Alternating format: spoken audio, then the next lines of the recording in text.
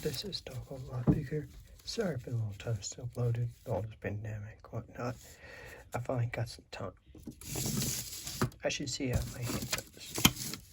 Well, what you guys must understand is that, yeah, you can use a lockpick on it and whatnot, but I found it easier just going to Amazon and, well, this is what I bought.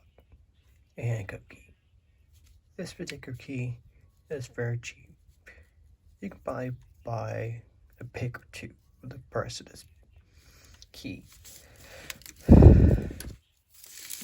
Now, as you see, it works flawlessly. This is Smith & Wesson handcuff. This is really, well, not hard to get. This key, Amazon, about 10, 20 bucks, and later you have a handcuff key. You can get some for $5 later. Well, it works both ways, and